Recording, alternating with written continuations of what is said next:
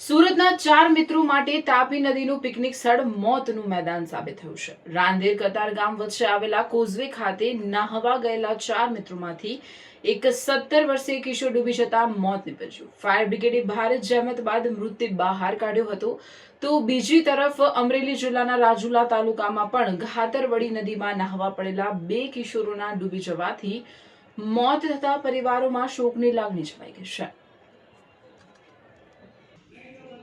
સુરત શહેરના રાંદેર કતાર ગામને જોડતા તાપી નદી પરના વિયરકમ કોઝવે ખાતે વેકેશનની રજા માણવા ગયેલા 4 મિત્રો માટે પિકનિક માતમમાં ફેરવાઈ ગઈ।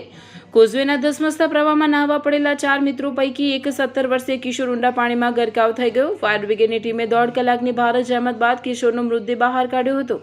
ઘરના એકના એક દીકરાના મોતના સમાચાર સાંભળી પરિવાર પર જાણે આભ તૂટી પડ્યો હતો।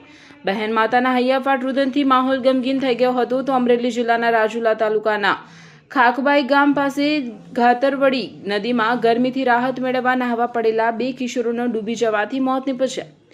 રિહાન તરતા તરતા વચ્ચે પહોંચ્યું અને વહેણમાં તણાઈ। મળતી વિગતો અનુસાર શહેરના લીંબાયત વિસ્તારમાં આવેલા મારુતિનગર ચોક પાસે રહેતો 17 વર્ષીય રિહાન શેખ યુનુસ પોતાના 3 મિત્રો ઝાકીર ખાન ઉંમર વર્ષ 20, ફૈઝાન હુસેન ઉંમર 20 અને જાવેદ શેખ ઉંમર 20 સાથે રાંદેર કોઝવે ખાતે નહાવા માટે ગયો હતો।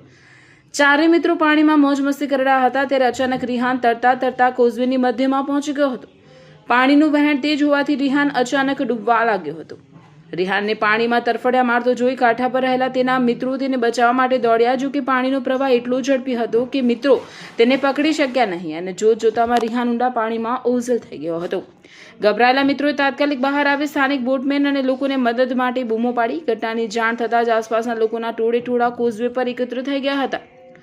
રિહાન તેના પરિવારનો એકનો એક પુત્ર હતો। તેના અકાળે અવસાનથી પરિવારમાં શોકનું મોજું ફરી વળ્યું છે।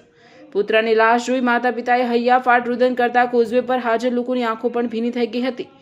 સ્થાનિક પોલીસે અકસ્માતે મોતનો ગુનો નોંધી વધુ તપાસ હાથ ધરી।